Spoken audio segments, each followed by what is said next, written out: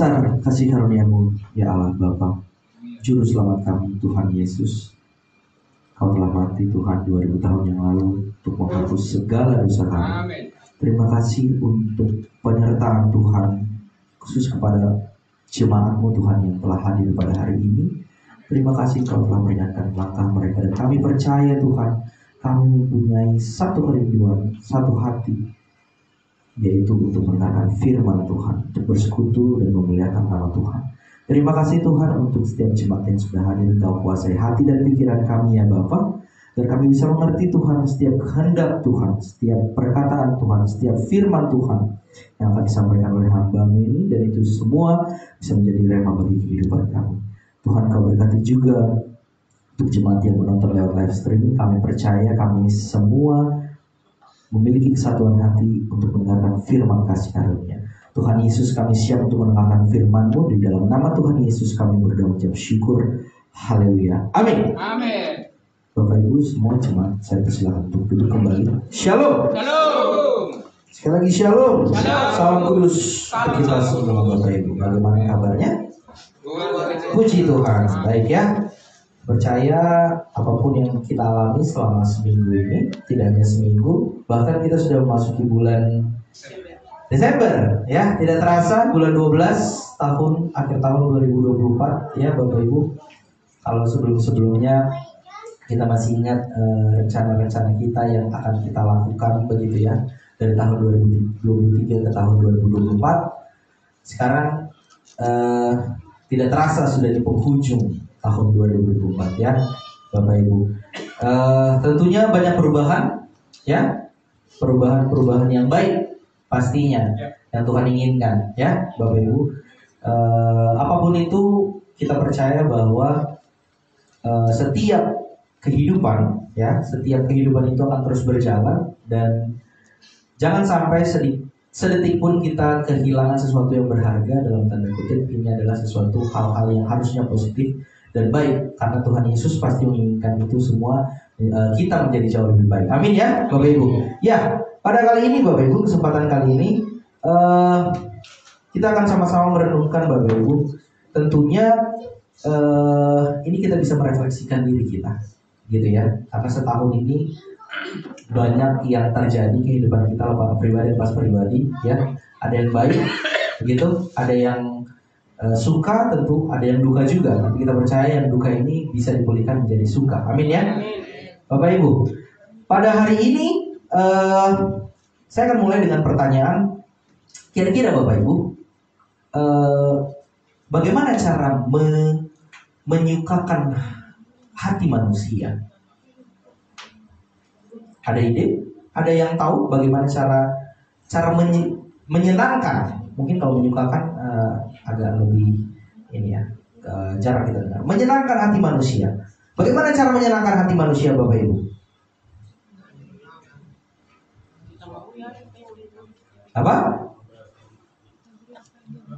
Bisa nggak kita kasih hadiah? Bisa? Bisa ya? Satu ulang tahun kita kasih kado, pemberian. Tapi kalau itu biasanya kalau memang ada acara, jadi kurang surprise, betul ya? Bahkan lebih menyenangkan lagi kalau tidak ada sesuatu acara begitu ya, atau tidak ada hal yang memang kira-kira harus dikasih kado atau hadiah, terus kita kasih.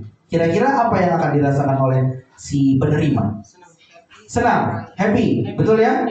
Betul. Contoh misalnya kalau suami memberikan uang belanja bonus setiap bulan, kira-kira hati para ibu senang atau tidak? Senang. Senangnya jangan kecil Ibu, berarti itu sedikit yang dikasih ya. Kalau banyak senang gitu. Senang, betul ya? Ya, contoh sebagai contoh lain. Kalau kira-kira kalau anak-anak mudah lah ya, tidak terlalu sulit karena memang mereka tidak terlalu banyak keinginannya kalau masih kecil begitu ya. Dikasih kado begitu ya. Kalau kita terbalik, bagaimana cara menyenangkan hati manusia tapi kita nggak tahu keinginannya apa? Kalau kita tahu keinginannya apa, mudah betul? Contoh kalau misalnya ulang tahun, kayak atau misalnya di rumah deh begitu ya. Di rumah kalau misalnya suami, istri begitu atau anak-anak gitu. Keperluan anak-anak kita kasih kado, anak-anak pasti senang, begitu ya. Tapi kalau misalnya kalau kita tidak mengerti atau kita tidak tahu apa keinginan daripada orang yang ingin kita kasih, kira-kira bagaimana caranya? Apakah lebih mudah kita memberikan menyenangkan hati orang yang kita sudah tahu keinginannya apa atau belum? Yang sudah, betul? Betul. Akan lebih mudah. Contoh misalnya kalau anak-anak di rumah tahu keinginan hati orang tuanya gitu. Pasti akan jauh lebih mudah anak-anak itu menyenangkan hati papa atau mamanya, ya? Gampang ya? Tapi kira-kira apakah anak itu tahu keinginan hati ayah atau ibunya? Yang sudah berkeluarga mungkin? Ada yang tahu, ada yang tidak. Kalau sudah dewasa mungkin sudah tahu, betul? Ya. Tapi kalau masih kecil, masih bersekolah lah, SD, SMP, kira-kira mereka ini tahu gak keinginan hati bapak ibunya? Nggak tahu kan? Kurang tahu, kurang mengerti karena mereka memang belum tahu kehendak hati dari ayah ibunya. Sekarang pertanyaan lagi, lebih gampang, lebih mudah menyenangkan hati manusia atau menyenangkan hati Tuhan? Manusia. Ayo, lebih mudah mana menyenangkan hati manusia atau menyenangkan hati Tuhan? Tuhan. Menyenangkan hati Tuhan. Menyenangkan hati Tuhan atau hati manusia? Hati Tuhan. Ayo. Hati Tuhan. Manusia. Manusia atau Tuhan? Tuhan. Oke, sekarang kita breakdown, ya. Ya, Manusia banyak maunya. Itu satu. Kedua, kira-kira manusia perasaannya mudah berubah atau tidak? Mudah berubah. Kira-kira kalau perasaannya itu tidak menentu, apakah kita bisa lebih mudah menyenangkan manusia? Oh, gampang nggak kita menyenangkan hati manusia? Contoh misalnya, itu tergantung mood Bapak Ibu, ya kan? Manusia ini moodnya berubah-berubah. Jadi kadang kalau misalnya lagi senang, tiba-tiba besoknya sudah tidak senang lagi. Itu bisa dipengaruhi banyak hal, begitu ya. Tapi kalau Tuhan kira-kira berubah atau tidak perasaannya? Terhadap manusianya maksudnya. Berubah atau tidak? Jadi lebih gampang mana menyenangkan hati manusia atau menyenangkan hati Tuhan? Lebih mudah menyenangkan. Tapi sekarang kebanyakan manusia lebih mau menyenangkan hati Tuhan atau menyenangkan hati manusia? Niatnya susah. Oke, itu yang akan kita coba diskusikan pada hari ini ya Bapak Ibu. Alasan-alasan mengapa pentingnya mengerti, melakukan kehendak Allah. Karena tadi kita sudah bahas bahwa kalau manusia, kalau kita mengerti apa yang diinginkan oleh manusia itu, kita mudah untuk menyenangkan hatinya. Betul? Kalau sekarang kita balik hubungan kita dengan Allah. Banyak manusia yang tidak mengerti kehendak Allah. Jadi susah untuk menyenangkan hati Tuhan. Berarti problemnya di sini haruslah bagaimana caranya kita bisa mengerti kehendak Allah supaya perbuatan yang kita lakukan sehari-hari ya di dalam kehidupan kita bisa menyenangkan hati Tuhan. Karena ada yang manusia rasa itu sudah menyenangkan hati Tuhan, tapi menurut Tuhan itu bukanlah sesuatu hal yang bisa menyenangkan hatinya. Betul? Iya. Jadi ada perbuatan yang memang dibungkus atau kita bisa bilang bahwa itu seolah-olah menyenangkan hati Tuhan. Kelihatannya menyenangkan hati Tuhan. Tapi pada dasarnya kalau kita kembali melihat firman Tuhan, itu tidak menyenangkan hati Tuhan sama sekali. Itu akan kita bahas. Pertama-tama Bapak Ibu, kita perlu bertanya. Di Kolose pasalnya, kita akan membuka Kolose pasal yang pertama, ayat yang 9 sampai dengan ke-10. Mari Bapak Ibu, kita akan membahas ini dari kitab Kolose pasalnya yang pertama, ayatnya yang ke-9 sampai dengan yang ke-10. Kita akan membaca ini secara bersama-sama. 1, 2, 3. Sebab itu, sejak waktu kami mendengarnya, kami tiada berhenti-henti berdoa untuk kamu. Kami meminta supaya kamu menerima segala hikmat dan pengertian yang benar untuk mengetahui kehendak Tuhan dengan sempurna. 10.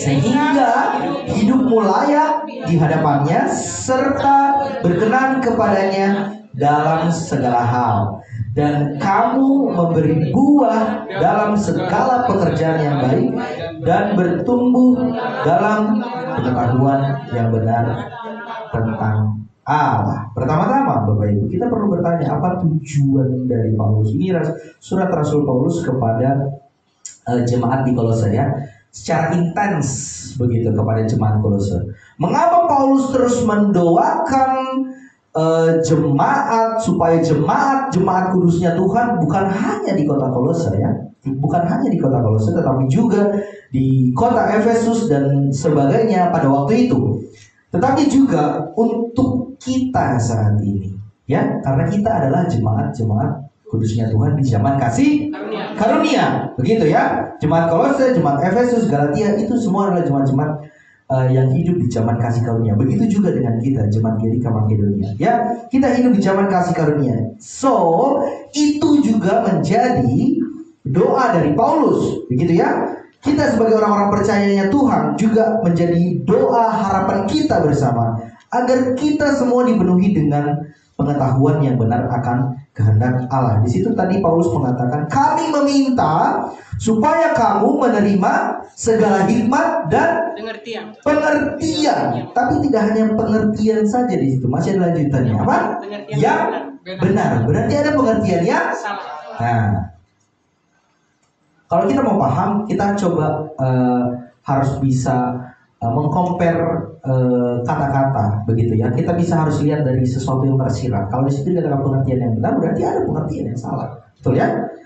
Nah, sekali lagi Bapak Ibu, saya ingin mengajak kita untuk memikirkan bersama hal-hal yang menjadi alasan, menjadi reason yang sangat penting mengenai kebenaran Allah, khususnya tentang mengapa kita harus dipenuhi dengan pengertian untuk melakukan kehendak Allah. Ya, alasan pertama Bapak Ibu, supaya apa? Di ayat yang ke-10 dikatakan, sehingga hidupmu layak di hadapannya, di hadapan Allah, di dalam serta berkenan kepadanya di dalam segala hal. Dengar baik Bapak Ibu, kata sehingga di situ dikatakan di ayat ke-10 diawali dengan kata sehingga. Ya, sehingga ini di dalam bahasa Indonesia adalah kata penghubung. Ya, sehingga berarti kata sehingga ini menggabungkan suatu premis yang awalnya sebagai sesuatu sebab, kemudian sehingga, dan akhirnya akibat. Begitu ya, sebab dan akibat. Berarti sebelumnya sudah ada sebabnya, sehingga kata ini muncul. Betul ya? Adalah kata penghubung dengan apa yang telah dibicarakan sebelumnya, yaitu di ayat yang ke-9. Ya, di ayat yang ke-9, mengapa penting memperoleh hikmat dan pengertian yang benar? Pertanyaannya adalah, Bapak Ibu, dapatkah kita menyenangkan hati Tuhan tanpa kita tahu dengan jelas apa yang Tuhan lakukan di dalam hidup kita, dan mengapa Allah melakukan itu di dalam hidup kita? Sekali lagi, dapatkah orang percaya, dapatkah kita jemaat Tuhan menyenangkan hati Tuhan tanpa kita tahu dengan jelas apa yang Tuhan lakukan di dalam hidup kita, dan mengapa Allah melakukan hal itu bagi kita? Kalau untuk manusia, ada yang ya, ada yang tidak. Itu tergantung hati dari manusianya. Kalau kita tidak tahu hati manusia sebenarnya bisa menerima, karena apapun bentuknya, yang menyenangkan bagi mereka itu bisa dia terima. Tapi untuk Tuhan, yang kita kira itu menyenangkan hati Tuhan, belum tentu Tuhan suka. Itu perbedaannya. Amin ya Bapak Ibu. Pasti akan sulit. Kita berhadapan dengan Tuhan Bapak Ibu, bukan dengan manusia. Kalau di depan manusia kita bisa berakting, betul? Kadang kalau tidak suka kita bisa senang, betul? Supaya menjaga perasaan dari manusianya. Betul. Itu di hadapan manusia kita bisa berakting sangat mudah. Tapi kalau di hadapan Tuhan, apakah Bapak Ibu mau berakting? Pun sejago apa aktor di dunia ini, itu di hadapan Tuhan tidak akan bisa berakting. Karena semua yang dilihat adalah hatinya. Ya, Bapak Ibu, pasti akan sulit bersikap benar di hadapan Allah jika kita tidak tahu apa yang Allah lakukan, apa yang Allah mau, bagaimana seharusnya kita memikirkan apa yang Allah pikirkan. Itu luar biasa Bapak Ibu.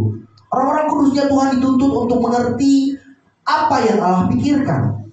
Mungkin kalau kita disuruh untuk menelaah pikiran dari manusia, kita bisa karena kita sesama manusia, betul? Tapi kalau kita disuruh untuk menelaah apa yang Tuhan pikirkan, itu menjadi sesuatu hal yang wow. Tapi apakah itu sesuatu hal yang mustahil Bapak Ibu? Firman Tuhan adalah Allah sendiri. Amin. Ya. Bagaimana seharusnya kita memikirkan apa yang Allah pikirkan supaya hidup kita berfungsi melayani tubuh Kristus dengan cara yang pantas bagi Allah. Amin ya? Amin Bapak Ibu. Jadi sebuah kepantasan, sebuah kelayakan hidup melayani dengan cara yang menyenangkan hati Tuhan itu tidak bisa terlaksana apabila tanpa disertai dengan sebuah pengetahuan yang benar, sungguh-sungguh benar di hadapannya. Tadi di ayat ke-10 dikatakan, di ayat ke-9 dikatakan, kami meminta supaya kamu menerima segala hikmat dan pengertian yang benar. Ada dua hal di situ. Satu hikmat, kedua pengertian. Pengertian atau pengetahuan itu sama, tapi yang benar untuk mengetahui kehendak Tuhan dengan sempurna. Sekolah tidak ada hikmat dan pengetahuan atau pengertian yang benar, kita tidak akan mengerti kehendak Tuhan dengan sempurna. Jadi ada hal yang kita bisa miliki, ada hal yang bisa menjadi fondasi kita supaya kita tahu Allah ini maunya apa. Allah ini kehendaknya kepada manusia itu seperti apa. Ada syaratnya, yaitu hikmat dan pengertian atau pengetahuan yang benar, yang sungguh-sungguh benar di hadapannya. Kalau kita tahu apa yang Allah inginkan, itu sangat-sangat mudah untuk menyenangkan hati Tuhan. Sebab kesungguhan atau ketaatan tanpa pengertian akan kebenaran Allah pasti akan berakhir dengan sia-sia. Sekali lagi saya katakan, kesungguhan dan ketaatan tanpa pengertian akan kebenaran Allah pasti akan berakhir dengan sia-sia. Di Roma pasalnya yang kalau coba kita buka Roma pasalnya yang 10 ayatnya yang pertama sampai dengan yang ketiga. Roma 10 ayat 1 sampai 3. 1, 2, 3. Saudara-saudara, keinginan hatiku dan doaku kepada Tuhan ialah supaya mereka diselamatkan. Ayat yang kedua. Sebab aku dapat memberi kesaksian tentang mereka bahwa tanpa pengertian yang benar, sungguh-sungguh giat untuk Allah. Di kehidupan manusia yang sekarang itu banyak sekali orang-orang yang sungguh-sungguh giat, betul? Untuk Allah, betul? Ya. Tapi di situ dikatakan tetapi tanpa pengertian yang benar. Kira-kira Bapak Ibu, kalau Bapak Ibu melakukan sesuatu hal, begitu, sesuatu hal yang Bapak Ibu rasa ini udah pasti ini menyenangkan hati Tuhan, gak mungkin enggak lah. Tapi ternyata itu bukan keinginanku. Kira-kira itu akan dihitung Tuhan atau tidak? Tidak akan. Makanya itu tadi berkesinambungan bahwa di ayat yang pertama supaya mereka diselamatkan. Jadi hal yang pertama adalah mereka belum selamat. Mereka belum selamat. Iya. Banyak sekarang yang melakukan mari. Oh, apalagi di bulan Desember ini ya Bapak Ibu ya.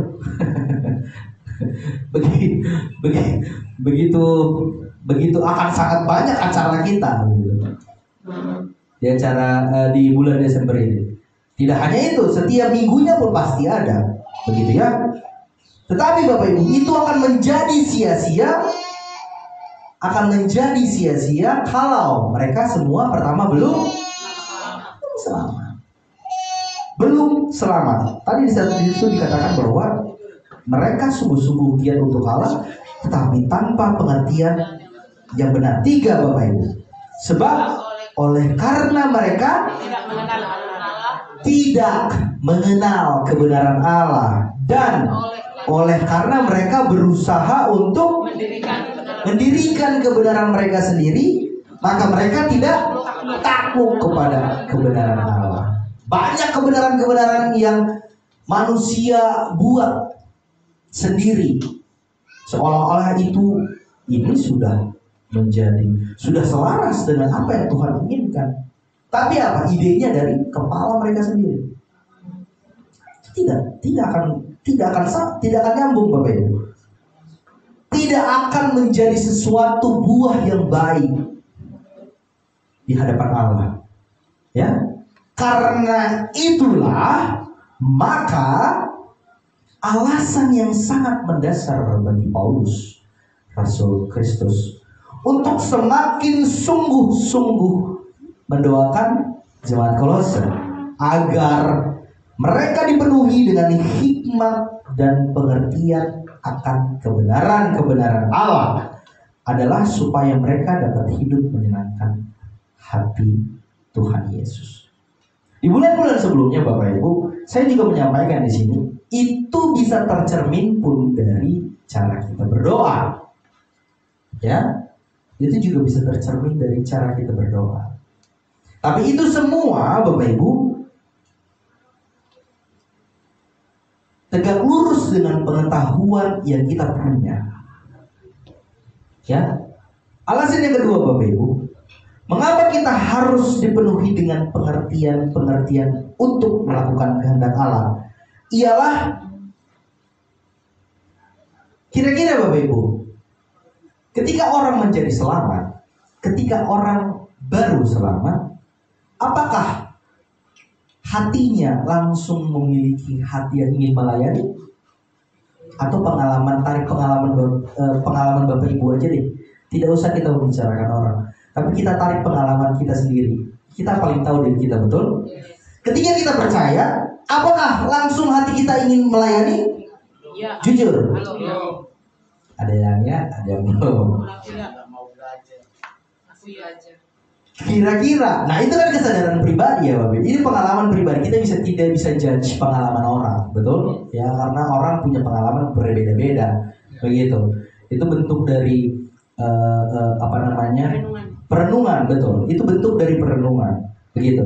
Jadi kalau pertanyaannya adalah apakah ketika orang baru selamat, ini baru selamat, saya menyatakan mendeklar bahwa dirinya selamat, begitu. Saya benar-benar selamat karena dosa saya sudah diampuni satu kali, segala dosa saya sudah diampuni satu kali untuk selama-lamanya oleh persembahan tubuh Yesus Kristus. Kira-kira nih ya, kira-kira Bapak Ibu, apakah Bapak Ibu langsung punya hati, oh saya mau melayani Tuhan?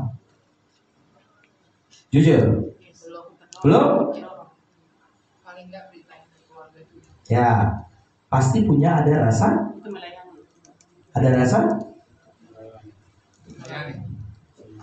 Ya, maksudnya tidak fully langsung 100%, right? Tidak fully langsung 100%. Pasti ada yang takut ditolak karena beda. Ya. Berarti itu tidak otomatis, betul? Iya. Tidak berlangsung secara otomatis kehendak atau keinginan manusia ketika kita sudah benar-benar mengerti. Hidup kita melayani ya yang menyenangkan hati Tuhan itu tidak berlangsung secara otomatis, Bapak Ibu. Tidak berlangsung secara otomatis. Itu bentuk perenungan diri tahap demi tahap. Amin. Ya, tahap demi tahap. Makanya kata sehingga yang tadi Bapak Ibu adalah kata sambung, artinya harus berlanjut. Jadi ketika Bapak Ibu di situ dikatakan ketika kita memiliki keselamatan, akhirnya memiliki hikmat, memiliki pengertian yang benar, tidak stop sampai di situ saja. Karena ada proses. Di ayat yang ke-10 mengatakan sehingga hidupmu layak. Ya. Layak dalam hal ini bukan secara status. Karena secara status sekali selamat selamanya. Tidak ada yang bisa mengambil kita dari tangan Tuhan. Ya. Jadi kalau keselamatan itu hilang, itu bukan keselamatan, Bapak Ibu. Bukan keselamatan yang benar-benar selamat. Bukan yang keselamatan dari Tuhan.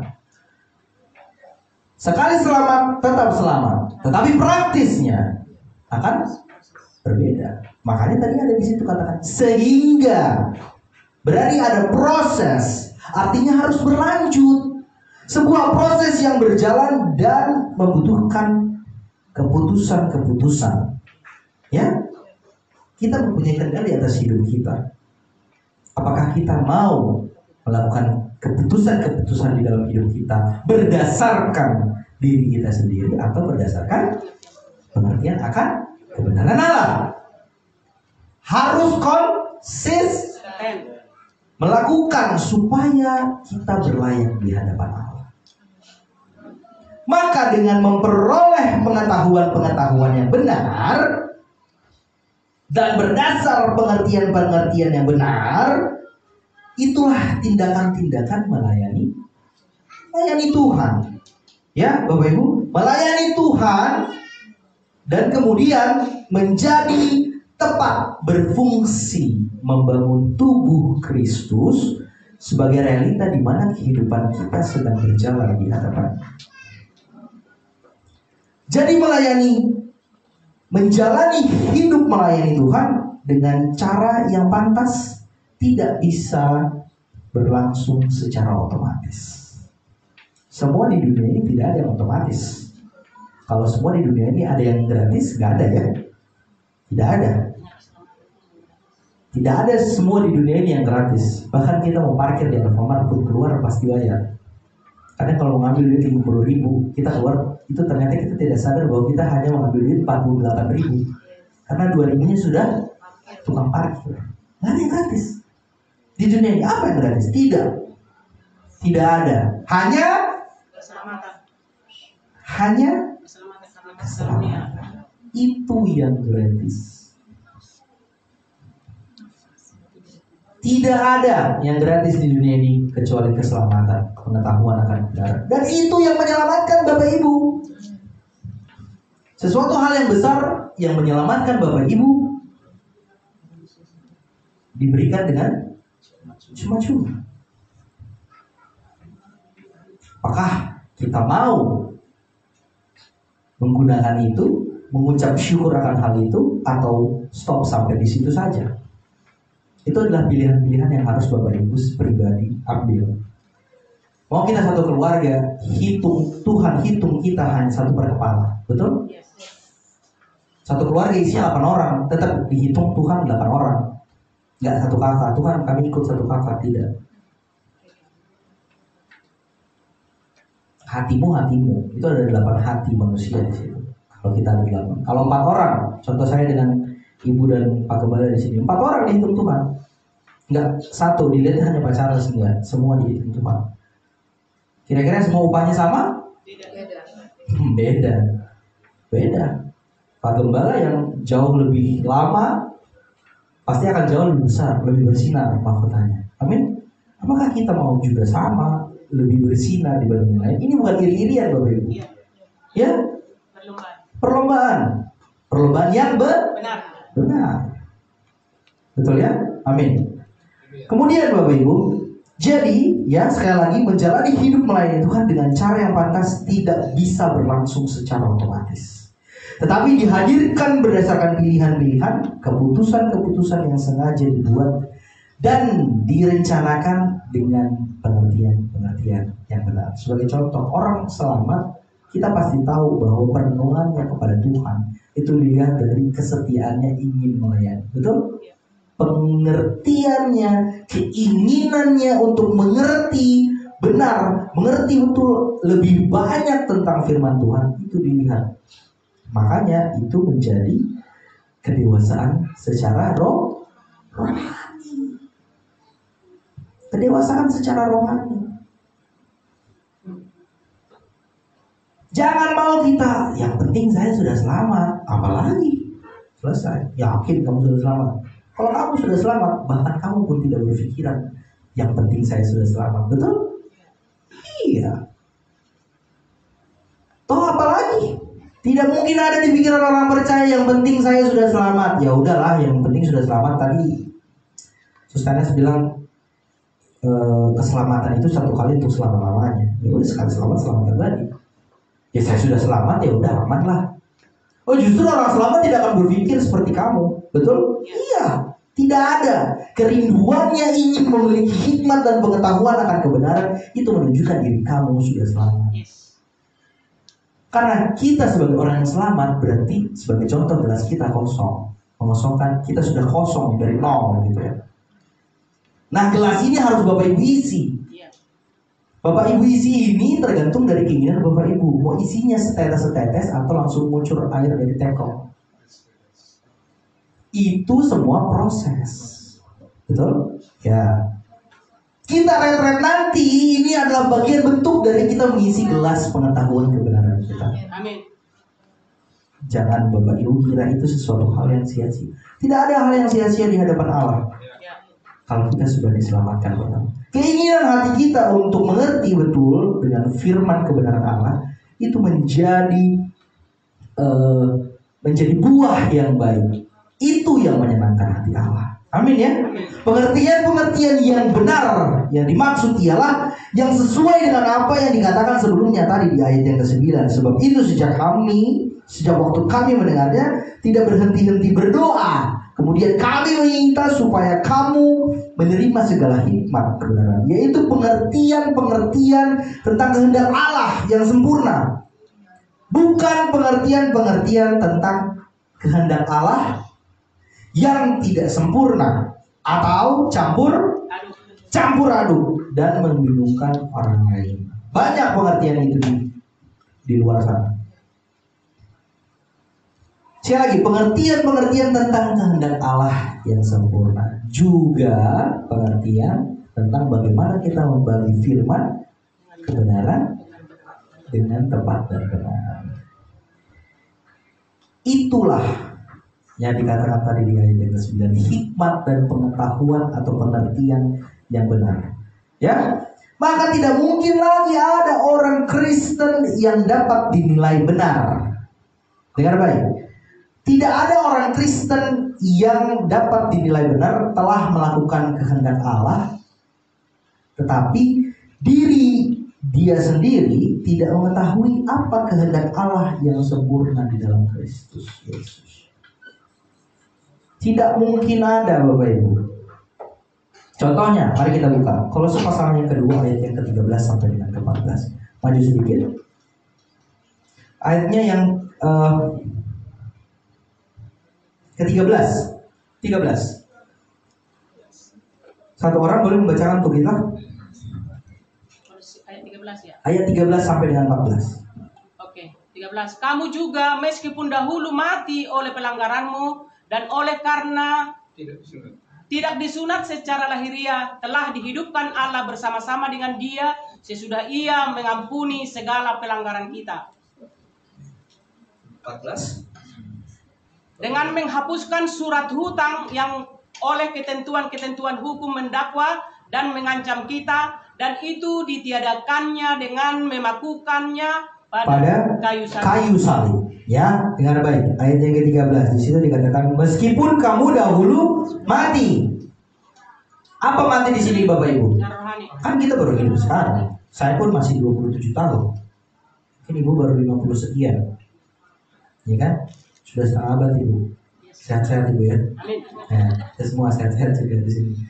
Ya, tapi di sini dikatakan bahwa meskipun dahulu kamu sudah mati. Kamu mati. Loh.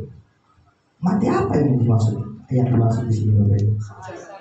Mati secara rohani oleh pelanggaranmu. Loh, kok pelanggaran? Orang kita mau hidup kita sudah dikatakan di sini pelanggaran kita. Pelanggaran seperti apa yang dimaksud? Dan oleh karena tidak disunat secara lahiriah. Loh, coba Bapak Ibu. Kalau tanpa pengertian yang benar, mungkin Bapak Ibu tidak akan tahu maksudnya apa. Ini maksudnya apa sih? Gitu ya. Telah dihidupkan Allah bersama-sama dengan Dia, yaitu Yesus. Sesudah Yesus mengampuni dengan baik jangan kurang-kurangi ya Bapak Ibu. Mengampuni pelanggaran kita, bukan segala pelanggaran kita dengan menghapuskan surat hutang. Bapak Ibu dulu adalah orang berhutang. Kira-kira kalau perasaan orang berhutang ke orang lain bagaimana? Gelisah, betul? Tiba-tiba ditelepon dari nomor tidak dikenal, betul? Pernah? Sering Ibu ya? Iya. Ketawanya kencang soalnya. Orang tidak dikenal semua kayaknya saya sudah daftar ini ke kontak saya gitu kan. Anak saya Sostenes, Cari Tiani gitu ya, dan lain sebagainya. Lalu tiba-tiba ada nomor hubungan tidak dikenal gitu. Panik gak? Panik lah. Tapi untuk ada tombol decline, gak usah diangkat. Gitu. Jadi perasaannya bagaimana Bapak Ibu? Tegang. Satu. Kedua, cemas, gelisah. Begitu ya? Ya, itu kalau ciri-ciri orang berhutang. Nah, Bapak Ibu di sini dikatakan dengan menghapuskan surat. Jadi, Bapak Ibu adalah orang yang masih berhutang atau tidak? Tidak lagi. Sudah lunas. Sudah lunas dibayar oleh Tuhan Yesus. Berapa kali? 1 kali. Nyicil gak? Enggak. Kalau nyicil mungkin sehari bisa 6 kali ditelepon. Nanti kalau udah nyicil sekali, mungkin cuma 2 kali gitu. Tapi tetap ditelepon kalau orang berhutang. Tapi Yesus sendiri mengatakan bahwa menghapuskan surat hutangnya berapa kali? 1 kali untuk selama-lamanya. Rentang waktunya kapan Bapak Ibu? Selama-lamanya. So hanya 1 kali Yesus melakukan perbuatan yang besar, itu hanya 1 kali untuk menghapuskan segala dosa Bapak Ibu. Yang dulunya Bapak Ibu adalah orang yang berhutang, sekarang udah gak berhutang. Jadi tenang. Bagaimana perasaan orang tidak berhutang? Tenang. Buka pintu. Gitu ya. Bernapas lega. Tidak ada lagi nomor yang tidak dikenal masuk, begitu ya. Tidak usah perlu repot-repot matiin ini, tiba-tiba tidur aja langsung telepon, nggak ada nomornya, nggak ada angkanya, gitu ya. Begitu. Tenang, aman semua. Itu ciri-ciri orang yang tidak berhutang. Kira-kira Bapak Ibu, itulah kehidupan atau perasaan kita seharusnya. Amin. Amin ya Bapak Ibu. Amin. Karena kita sudah tidak berhutang, kita nggak berhutang, kita dijamin hidup yang kekal. Kita dapat upah, dapat surga. Coba, dari mana lagi? Ya itu kalau di dunia itu. Kita lagi membicarakan Tuhan loh. Ya itu penting juga begitu. Dapat duit itu penting juga. Ya karena agak sulit juga kalau nggak ada duit ya. Ini jujur aja ya. Tadi kalau kata Pak Rosi makan ya, kalau masalah makan pastilah ya. Tiap hari memang kita harus makan gitu. Kalau masalah makanan ini susah sekali berhentinya. Lagi kalau soal duit gitu. Tapi kalau di dalam firman Tuhan Bapak Ibu, itu semua sudah diberikan. Syaratnya apa? Percaya. Gampang gak? Gampang. Masa saking gampang ya? Gak mau, gak mungkin cuma percaya. Enggak lah, perpuluhan harus jalan. Tiap bulan pemberian minimal segini, sekian. Ya, tiap hari harus berbuat baik gitu. Terus harus itulah, baru Tuhan itu utangnya nggak ada. Kalau ada itu nggak bisa. Orang cuma percaya, bohong itu, sesat itu, sesat. Kamu nggak ngerti Tuhan mau apa, makanya kamu bilang bahwa kalau kamu bilang itu sesat, berarti kamu bilang bahwa firman Tuhan yang mengatakan itu adalah sesat. Coba, kamu kurang mengerti. Pengertian yang akan kebenaran, pengertian yang benar itu berarti itu orang-orang percaya. Amin ya. Bagaimana kita mengerti kehendak Allah tentang pengampunan dosa? Berdasarkan firman Tuhan ini. Contoh lagi lain dalam hal berdoa Bapak Ibu. Ini no offense Bapak Ibu. Orang selamat juga butuh proses, betul? Tidak semua mengerti bagaimana cara berdoa orang selamat. Ya Bapak Ibu, pasti tidak semuanya berjalan dalam tanda kutip. Kalau kita sudah selamat, otomatis semua dosa kita sudah diampuni. Kira-kira masih ada dosa yang tidak diampuni? Seberapa sering kita minta ampun? Dalam doa kita pasti masih ada. Saya harap itu tidak ada di sana. Karena berarti kita butuh pengertian jauh lebih banyak. Tapi apakah kira-kira itu juga menjadi salah satu hikmat Bapak Ibu? Itu menjadi salah satu hikmat pengertian akan kebenaran Bapak Ibu. Ya, mengerti kehendak Allah tentang pengampunan dosa yang paling dasar, ya, berdasarkan firman Tuhan. Satu kali untuk selama-lamanya. Jadi ketika kita diampuni, ketika kita sudah diampuni satu kali untuk selama-lamanya, segala dosa kita sudah dihapus. Perlu minta ampun? Tapi masih ampun di dalam doa. Seharusnya tidak perlu minta. Untuk apa? Apa yang mau diampuni Tuhan Yesus apalagi?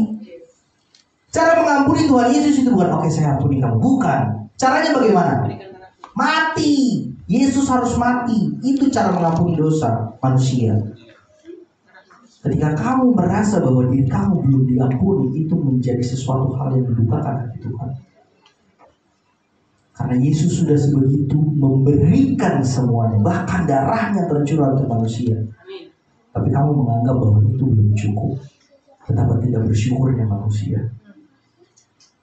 Ya, dapatkah kita melihat kehendak Allah yang sempurna di sini? Apakah firman Tuhan ini mengajarkan kepada kita bahwa dosa-dosa kita masih belum diampuni? Ataukah faktanya ialah bahwa segala dosa kita telah diampuni oleh Tuhan Yesus dan dihapuskan, dipakukan di atas kayu salib 2000 tahun yang lalu? Ke arah mana kesadaran kita dalam hal berdoa? Dengar baik. Ke arah mana kesadaran kita dalam hal berdoa dibawa oleh firman Tuhan ini? Apakah ketika kita berdosa terus merasa belum diampuni Tuhan, ataukah mengembangkan perasaan syukur kepada Tuhan karena sudah diampuni? Ya, itu adalah dua hal yang berbeda. Ketika kita berdoa, ya, jadi pengertian yang benar akan selalu bekerja menuntun kepada sikap yang benar. Dengar baik. Jadi pengertian yang benar, ya, pengertian yang benar akan selalu bekerja menuntun kepada sikap yang benar. Karena Bapak Ibu sudah pasti dapat menilai di dalam setiap ibadah yang mana kelompok atau persekutuan gereja yang benar-benar melakukan kehendak Allah dan yang tidak melakukannya. Kemudian alasan yang ketiga Bapak Ibu, itu alasan yang kedua. Mengapa kita harus dipenuhi dengan pengertian untuk melakukan kehendak Allah? Ialah karena di dalam Kristus kita adalah orang-orang yang telah dianggap didewasakan. Amin. Amin. Kita semua orang dewasa di sini. Amin. Yes. Tidak hanya secara jasmani tetapi juga rohani. Amin. Ya.